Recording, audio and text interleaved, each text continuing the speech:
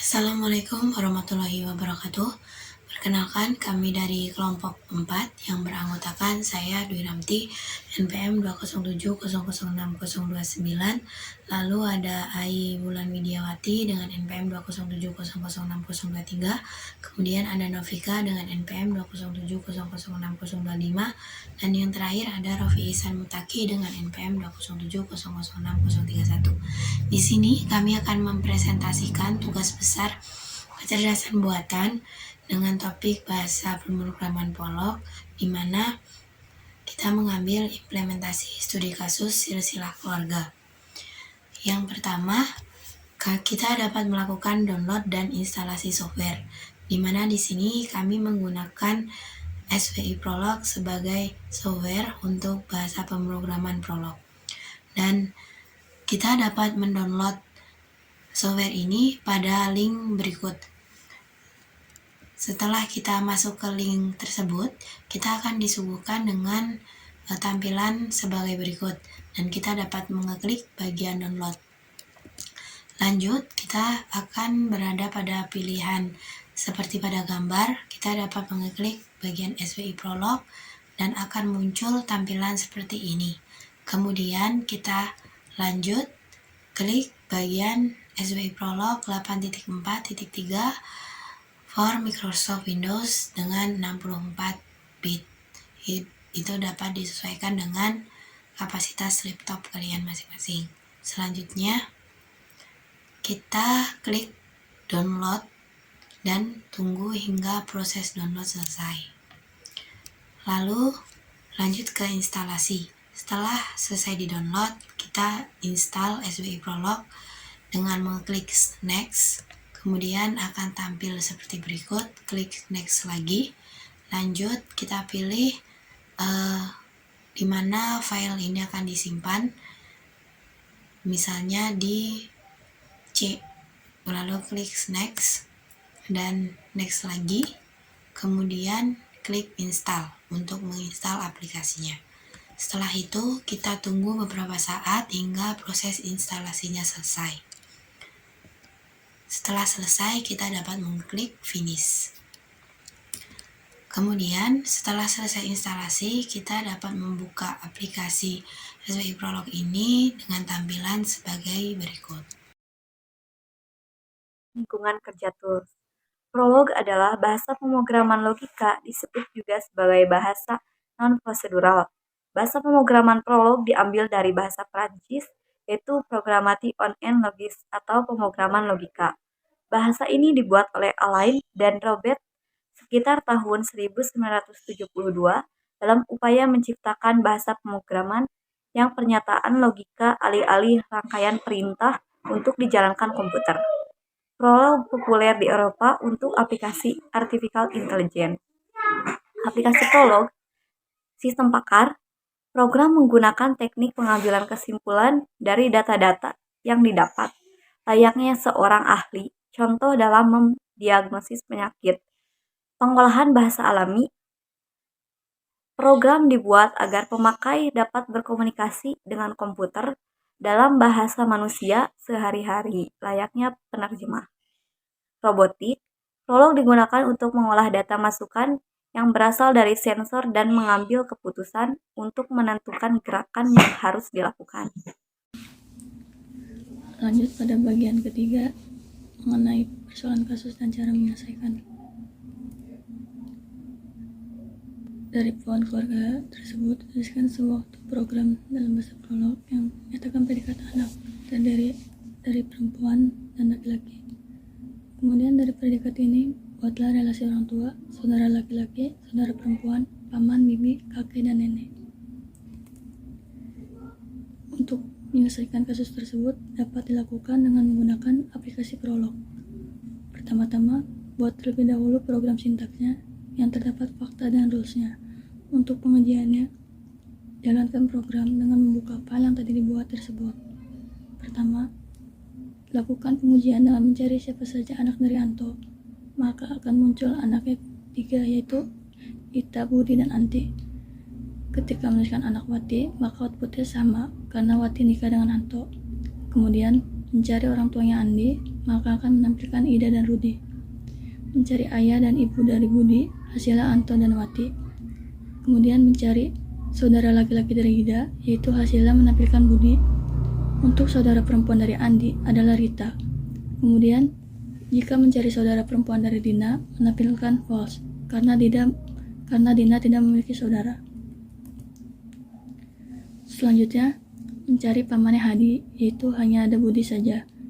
Jika mencari paman dari Dina, akan menampilkan false, karena Dina tidak memiliki paman.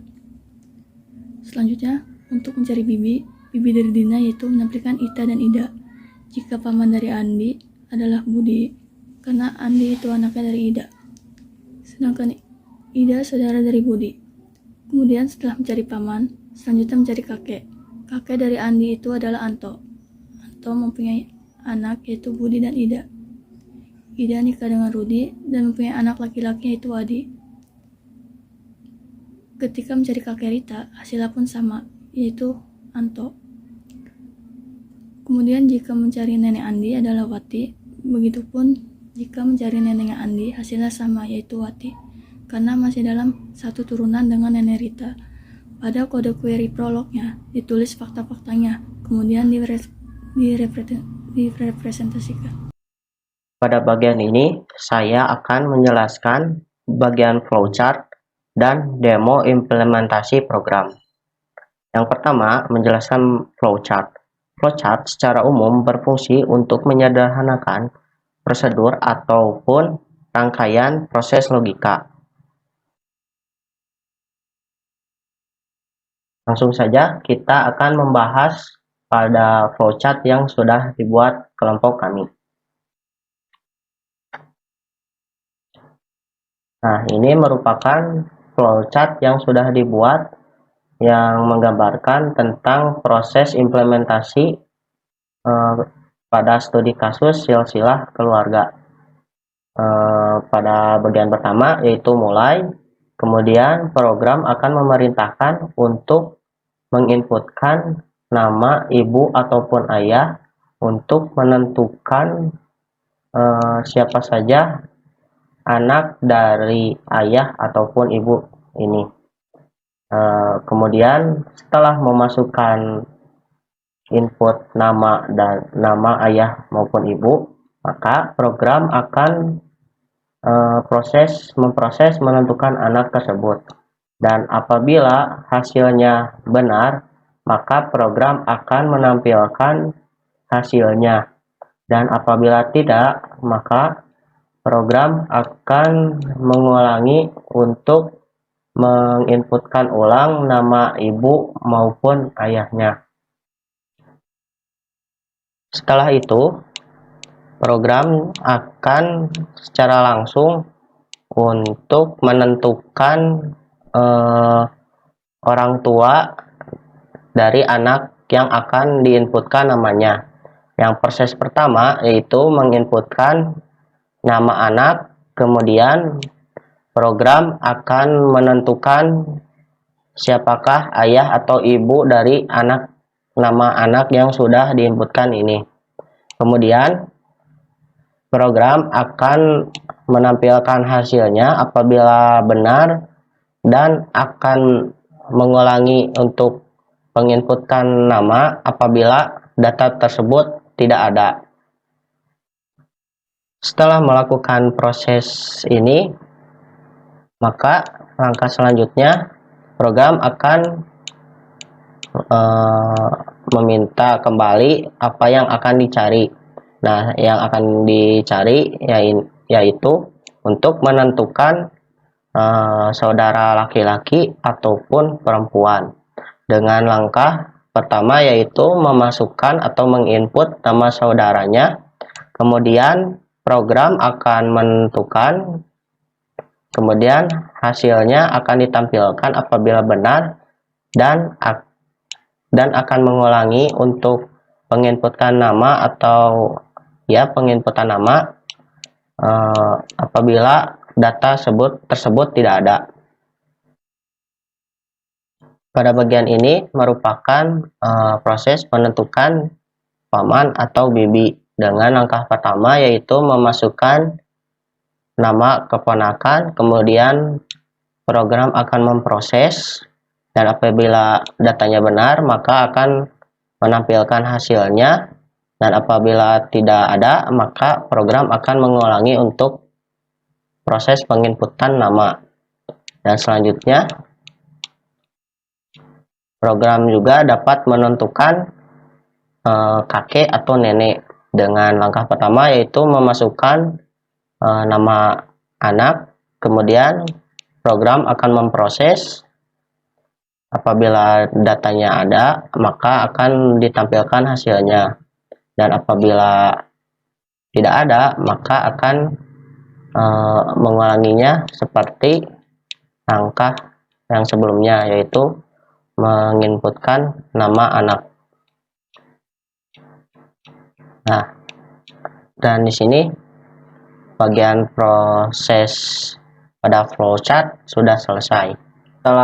Setelah melakukan pembahasan flowchart, maka selanjutnya yaitu mendemonstrasikan implementasi program pada studi kasus silsilah keluarga. Setelah membahas flowchart, maka selanjutnya yaitu demonstrasi implementasi studi kasus silsilah keluarga. Dan bagian ini merupakan bagian data-data fakta yang akan nantinya diimplementasikan oleh aturan-aturan yang sudah dibuat. Maka kita langsung saja masuk ke demonstrasi. Dan ini merupakan gambar silsilah keluarganya. Dan untuk pertama kali kita akan mencoba untuk menentukan anak dari kedua orang tuanya, yaitu dengan memasukkan sintak anak, lalu Anto sebagai ayahnya,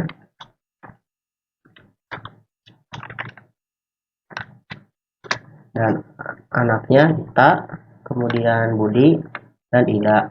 Dan mari kita coba untuk memasukkan Ibu Wati,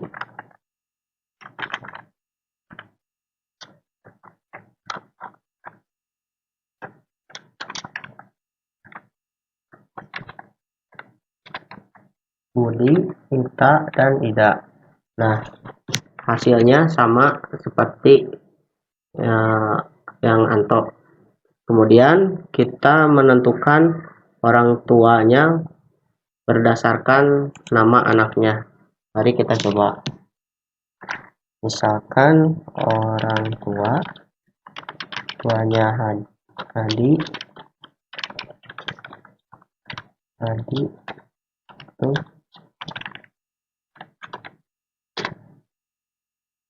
Denny.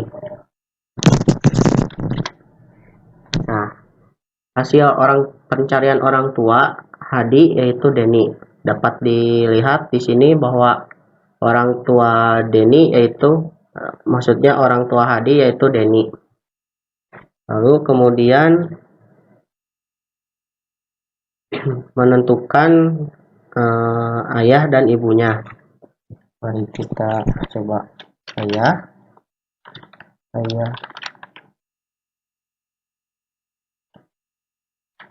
Budi itu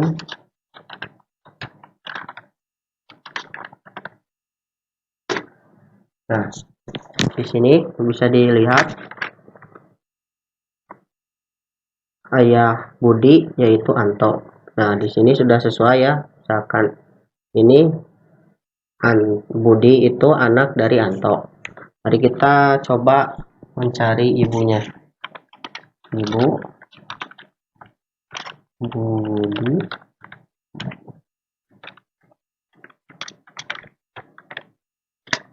nah, bisa dilihat Budi ibunya adalah Wati. Nah, di sini Budi dan ibunya adalah Wati. Nah, selanjutnya kita akan mencoba untuk mencari saudara laki-laki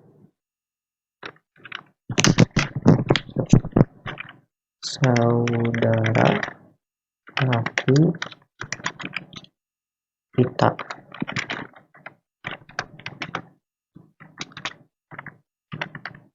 Nah, dapat dilihat saudara laki-laki Ita yaitu Budi. Dan apabila ditekan titik koma, maka hasilnya akan false. Karena Ita hanya mempunyai saudara laki-laki yaitu Budi. Dan mari kita coba yaitu saudara perempuan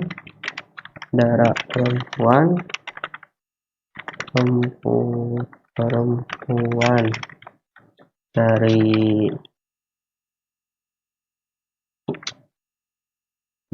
siapa ya? Coba Andi.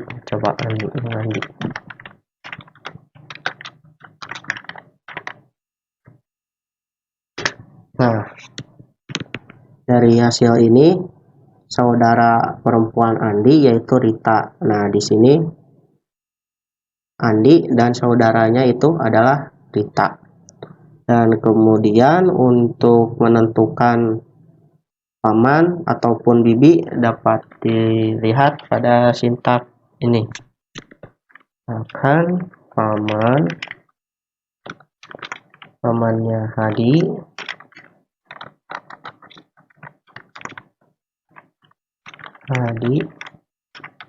X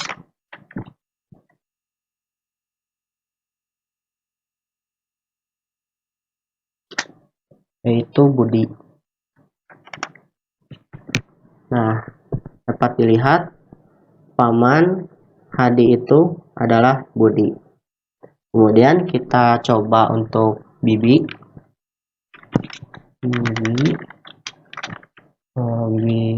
Dina. Kita coba yang Dina adalah Ita. Nah, dapat dilihat Dina mempunyai bibi yaitu Ita dan Ida. Ita yang di sini Ita dan Ida. Nah, setelah itu mari kita coba kakek ataupun neneknya. Kakek terus Andi X. Kakek Andi yaitu Anto. Nah, dapat dilihat di sini Andi merupakan cucunya Anto dan Anto adalah kakeknya Andi. Setelah itu mari kita coba yang Rita. Kakeknya Rita adalah Anto sama. Dan mari kita coba yang neneknya. Dan kita coba dicek nenek. Kemudian yang nenek Rita. Nenek Rita yaitu Wati. Nah, sini Wati adalah neneknya Rita. Mari kita coba Andi. Maka bisa nenek Andi